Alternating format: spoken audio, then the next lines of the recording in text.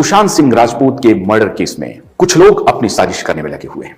फिर क्या बात हुई जो सतीश मान सिंधे को इस केस से हटा लिया गया और रिया चक्रवर्ती की पैरवी करने के लिए अभिनव चंद्रचूड़ आ गए। कौन है अभिनव चंद्रचूड़? हमारे देश के सुप्रीम कोर्ट के मुख्य न्यायाधीश डीवाई चंद्रचूड़ के पुत्र। मुंबई हाईकोर्ट में वो प्रैक्टिस करते हैं।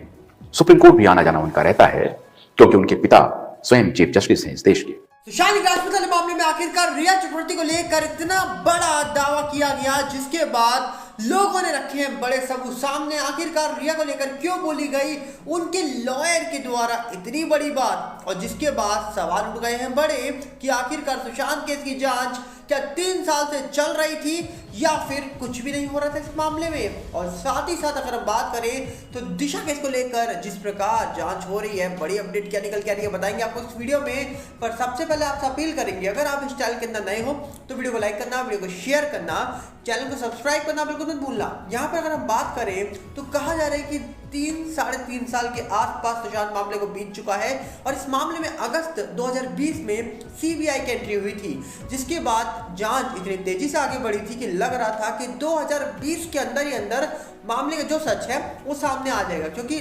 लगातार 2 पक्ष अलग अलग दावा कर रहे थे। एक पक्ष कहता था कि मामला सिंपल है और दूसरा पक्ष कहता था कि मामला में बहुत बड़ी गड़बड़ है और मामला 302 का है। पर अब कहा जा रहा है कि 3.5 साल के बाद जब रिया चक्रवर्ती को दुबई जाना था और दुबई के लिए उन्होंने परमिशन मांगी कोर्ट से, क्योंकि कहा जा रहा है कि उनके खिलाफ सीबीआई ने लुकआउट नोटिस जारी किया हुआ था। और कहा जा रहा है कि इसका मतलब साफ है कि अगर रिया को इंडिया के बाहर कहीं जाना है तो उनको अपना पासपोर्ट कोर्ट से लेना पड़ता, क्योंकि उनका पासपोर्ट कोर्ट ने जब्त कर रखा था और इसीलिए जब्त किया हुआ था। क्योंकि कहा जा रहा है कि उनके खिलाफ बिहार में भी एक एफआईआर दर्ज थी और परिवार ने भी उनके खिलाफ कई गंभीर आरोप लगाए थे।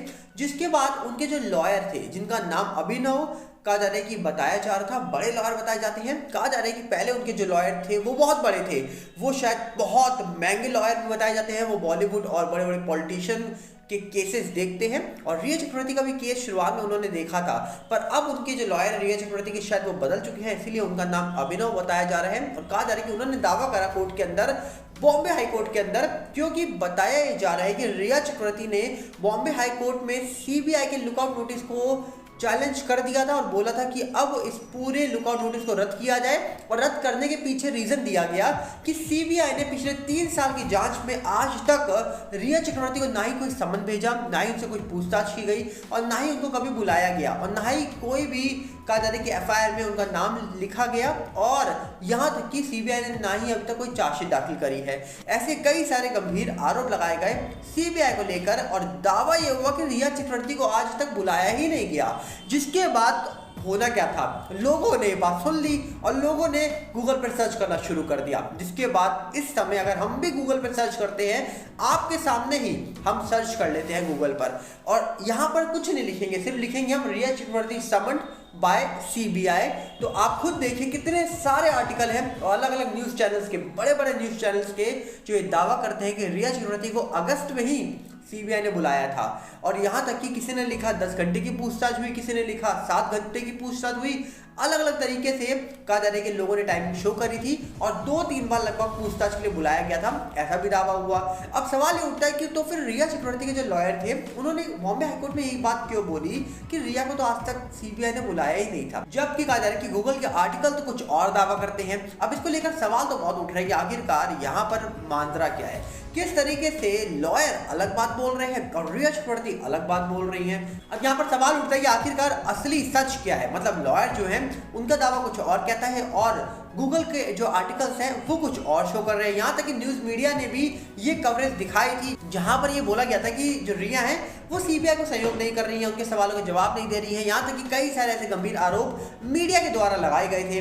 पर आज क्या हम देख रहे हैं कि रिया चक्रवर्ती को जब दुबई की यात्रा करनी है 27 दिसंबर से 2 जनवरी के बीच में, तो उनको कोर्ट से परमिशन चाहिए और कोर्ट की वो परमिशन ले रही है। अभी कहा जा रहा है कि 20 तारीख, मतलब आज 20 तारीख है, और कहा जा रहा है कि हो सकता है कि रिया चक्रवर्ती को आज परमिशन के बाद इजाज़त दे दी जाए और हो सकता है कि ये मामले की सुनवाई जो है वो टल जाए। और अगर वो टलती है तो कहीं ना कहीं रिया चक्रवर्ती की जो यात्रा है वो कैंसिल हो सकती है। दुबई जाने का उनका सपना फिलहाल टूट सकता है। अब ये तो आज के फैसले के बाद ही पता लग गया कि आखिरकार रिया चक्रवर्ती दुबई जाएंगी या नहीं जाएंगी। पर रिया चक्रवर्ती ने सुशांत को लेकर भी कुछ ऐसी बातें 2020 में बोली थी, जैसे सुशांत सिंह राजपूत को एरोप्लेन से डर लगता है, ऊंचाई से डर लगता है। और सुशांत आपको याद है यूरोप गए थे ट्रिप में, तब वो एक पेंटिंग देखकर डर गए थे। ऐसे कई सारे आरोप लगाए गए थे, यहाँ तक कि उनको ये प्रॉब्लम है, उनको डिसऑर्डर है, ऐसे कई सारी कहा जा रहा है कि उनके ऊपर आरोप लगाए गए थे रिया के द्वारा। जिसके बाद कहा जा रहा है कि लोगों ने बहुत सारी चीजें सामने रखी और फिर रिया के बताए हुए जो आरोप थे वो कहीं ना कहीं लोगों के द्वारा झूठे साबित करने की कोशिश की गई। और उसके बाद लोगों ने वो झूठा साबित भी कर दिया। लोगों ने कहा कि ऐसा तो हो नहीं सकता, जो इंसान एरोप्लेन चलाने के सपने देख रहा है वो ऊंचाई से डर लगता है उसको, जो इंसान चांद पे जाने के सपने देखता है उसको ऊंचाई से डर लगता है, जो इंसान नासा में जाकर ट्रेनिंग कर रहा है और उसका प्लान था 2024 या 25 में नासा में जाकर ट्रेनिंग करने का पूरा, और शायद चांद में भी जल्दी हो जाता, तो वो इंसान ऊंचाई से डरता है। ऐसे कई सारे लोगों ने सामने लाके बातें रख दी और उसके बाद रिया की वो बातें झूठी साबित होने लग गई। तो इसी प्रकार का जाने कि जैसे ही रिया चक्रवर्ती के लॉयर जो है उन्होंने दावा करा, उसके बाद लोगों ने कहा कि क्या सही में रिया चक्रवर्ती को सीबीआई ने 3 साल से नहीं बुलाया? अगर रिया को नहीं बुलाया, समन के लिए कोई सवाल नहीं किया गया, तो फिर जांच क्या हुई सुशांत मामले में? और अगर जांच हुई, सीबीआई ने बुलाया रिया को, समन भेजा, तो फिर उनके लॉयर ने एक दावा क्यों किया कि सीबीआई ने आज तक उनको कभी समन नहीं किया, बुलाया नहीं पूछताछ के लिए, कहीं भी उनका नाम नहीं है। जबकि कहा जा रहा है कि उनके खिलाफ जो लुकआउट नोटिस है वो इसीलिए जारी किया गया क्योंकि रिया के खिलाफ बिहार में भी कहा जाता है कि एक एफआईआर दर्ज थी। जिसके बाद कहा जा रहा है कि उनके परिवार वालों ने भी रिया को लेकर कई सारी बातें रखी थी सामने और रिया को लेकर भी एफआईआर दर्ज करवाई थी। यहाँ तक कि परिवार ने करोड़ रुपए जो सुशांत के गायब हुए थे उसको लेकर भी रिया चक्रवर्ती का नाम लिया था। जिसके बाद कहा जा रहा है कि कई सारे आरोप लगाए गए थे रिया को लेकर। पर फिलहाल रिया दुबई पहुंचेंगी या नहीं, या फिर निकल भी पाएंगी दुबई के लिए या नहीं, ये भी आज पता लग जाएगा शायद शाम तक।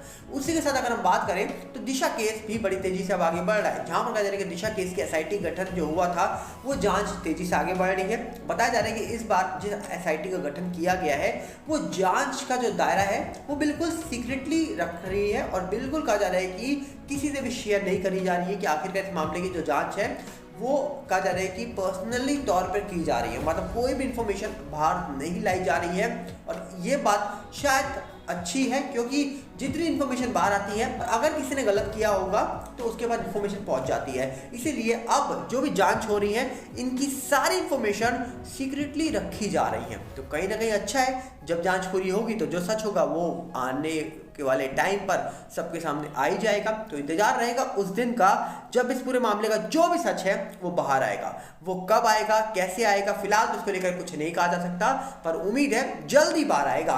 आप अपनी राय रखिएगा कमेंट में कि आपको क्या लगता है कि रिया चक्रवर्ती क्या दुबई जाएंगी, क्या कोर्ट उनको परमिशन दे देगा? और दूसरी तरफ दिशा केस की जांच जिस प्रकार चल रही है, क्या अंत में दिशा के साथ साथ सुशांत को भी न्याय मिल जाएगा? आपकी राय क्या है? कमेंट बॉक्स आपके लिए खुला है, मिलेंगे बहुत जल्दी। साथ में आपसे अपील करेंगे अगर आप चैनल के अंदर नए हो तो वीडियो को लाइक करना, वीडियो को शेयर करना, चैनल को सब्सक्राइब करना बिल्कुल मत भूलना। और साथ ही साथ हमारा यूट्यूब का नया चैनल बॉलीवुड बिग न्यूज के साथ जुड़िएगा और साथ में फेसबुक का नया चैनल सागर भल्ला के साथ जरूर जुड़िएगा। दोनों के लिंक आपको डिस्क्रिप्शन में मिलेंगे। मिलते हैं बहुत जल्दी। नमस्कार, जय हिंद।